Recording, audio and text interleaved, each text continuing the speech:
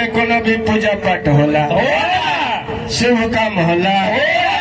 सबसे पहले वो देवता के बुलावल जाला, मनावल जाला, दोहरावल जाला, भजन कइल जाला, पूजन कइल जाला। वो कौन देवता के? वो देवता हाजी पुनः बुझल। अरे बबुआ, आदमी के मनुष्य के तो सरकार अंग भंग रहेला, हाथ गोड़, नाक कान, मुंह आँख, ये सब टेढ़े लगल हो सकेला,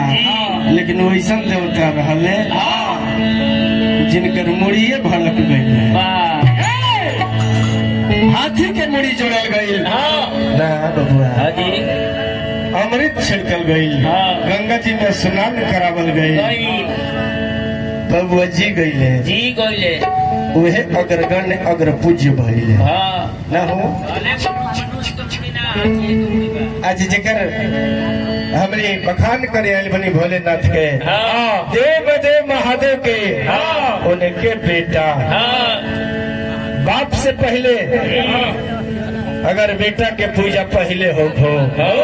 परिवार कितना बड़ परिवार बा कि बाबूजी से पहले बेटे पूजा।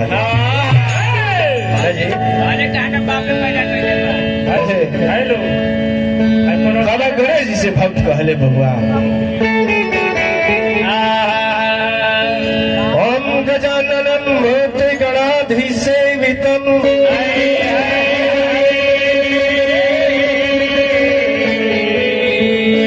कपिथ जम्बू फल चारु भक्ष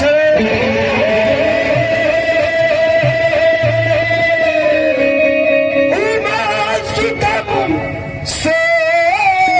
विनाश कारकम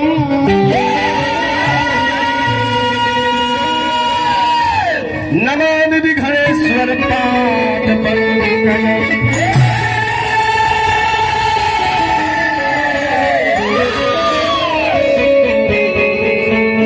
सर्वं सर्वं भजता बता मुझे, सर्वदा सर्वदा अस्माकं सन्निधिं सन्निधिं क्रिया।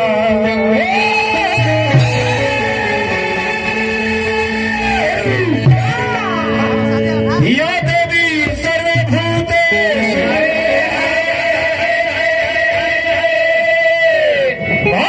भक्तिरूपेण संस्थिता,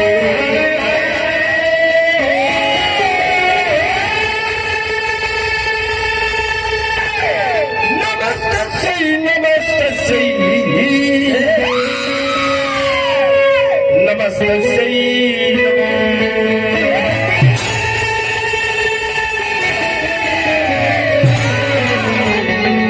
असली पूजा पाठी है हो,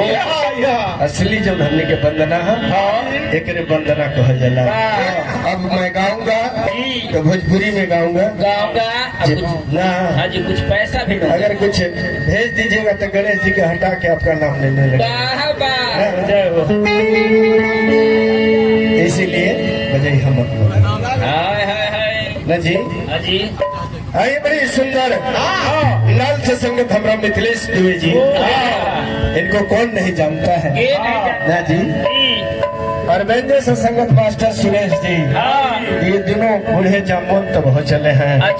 लेकिन झारखंड के धरोहर है। जोड़ी से संगत मनोज ठाकुर व्यास जी इस मंच पर दुगोला भी गाए हैं और अभी भी गाते हैं न जी। अब फिर भोलेनाथ की कृपा लगेगा तो गाइएगा। और हमारे संतोष दीवाना जी भी बड़ी सुंदर दुगोला गाते हैं, मनोज मस्ताना जी, और साथ में हमारे अंकुर आए व्यास जी, इनको भी सब कोई जानने लगे हैं ना। और हमारे छोटू दीवाना डांसर ऑर्गेनाइजर है ना। अच्छा, और सभी पूजा समिति के तमाम अध्यक्ष महोदय, टोनी सिंह देखा लेकिन कहने वाले हेलो लुका के कोना में बैठे, तमाम समिति के अधिकारी पदाधिकारी तमाम लोगों के हार्दिक अभिनंदन बा, शरण वंदन बा। हमने संजय ठाकुर कहा गुरु जी, संजय गुरु जी ने आइए, हमारा विष्णु व्यास कलाकार कलाकार की तरफ बैठा कीजिए। चलिए सरकार में भोले नाथ के बड़का लड़का गणेश जी के मनाई जा लय वह रही। अरे का देखेला हाय हाय हाय ऐसे हो सके हर जान ले बाका कोरा में सके प्यार हमें पागल बनी अरे पगले धनी हो अरे अक्षरे में बांधल दिल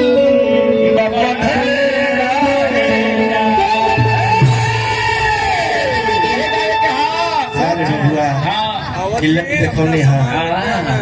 नृत्यांगना से आग्रह अगर कृपया मंच तक पधारे मैं कट रहा है अपने जी मंद भाई सब बेस हो गया है। देखिए आज दुगोला है ना दुगोला में दिखावल जाला अपन अपन कलाकारी हम दिखाए और आज हमारे गुड्डू जी दिखाई हैं गुड्डू जी यही दिखाएंगे अपना कलाकारी तैयारी के लिए रही है लय सुने थे ना अभी सुने लगे धनी हो आप लोग दियो ब्यास खाली देखा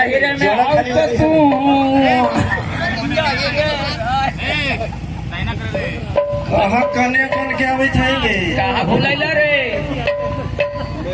रास्ता गौरी के हाय हाय अरे रुआ ललन जी अरे पहिल करीला अरे हम सुमिरन जी हे बाबा पहले बनावतनी रउआ गोहरावतनी रउआ आवे के पड़ी और सबके लाज बचावे के पड़ी कहलई कि सुनी गौरी के ए हो ललन जी पहले करीला और सुमिरन जी अरे पहले बोलावतनी हाय हाय हाय हाय अरे ये बाबा हो अरे बिगड़ल आई में बनाई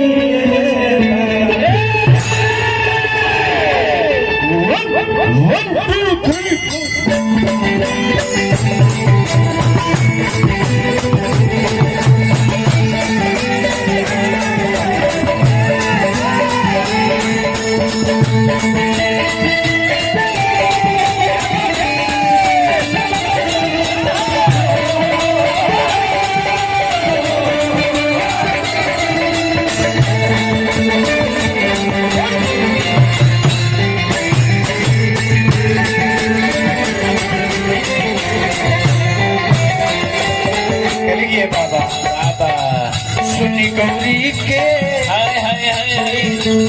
ये बाबा रब गौरी के सुनी ललन जी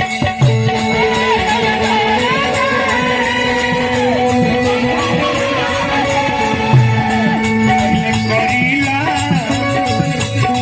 सुमिरन जी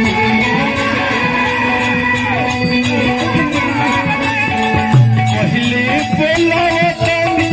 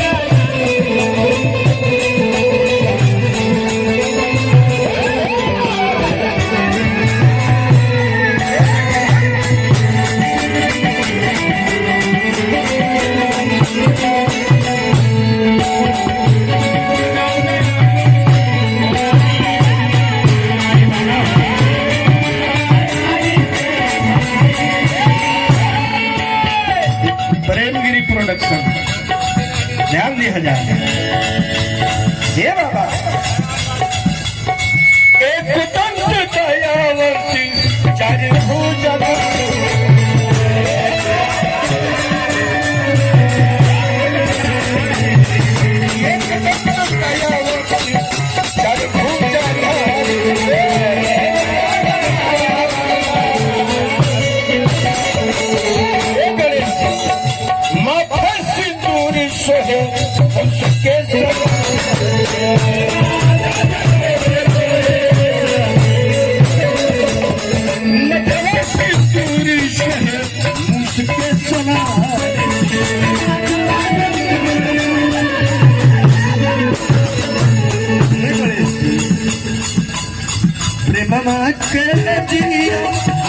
और बचाइए बाबा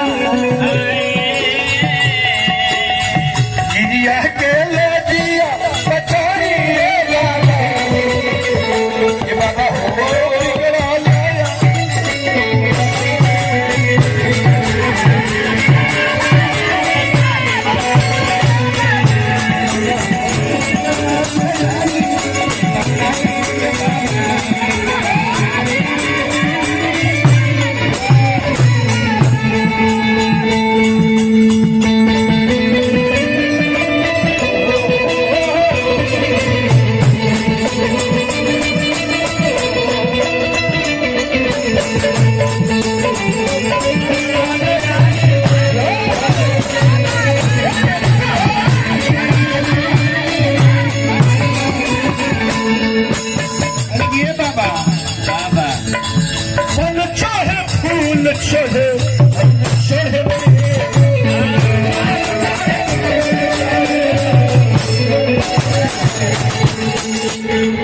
मतलब चित्रों बना के पहले तब ठीक है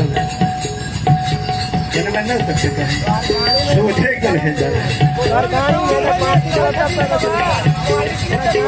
भक्त कहले बाबा बाबा ए बाबा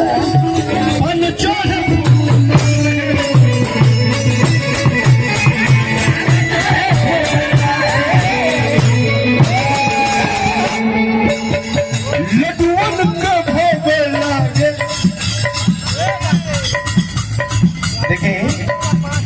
लड्डू चढ़ेला गणेश जी पर लड्डुअन के भोग लगे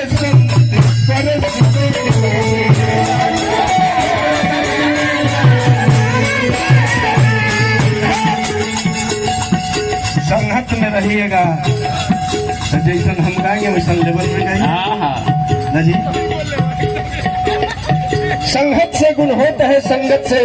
कुछ संगत गुलजार क्या दास फास मिश्री एक भाविका गणेश जी के संग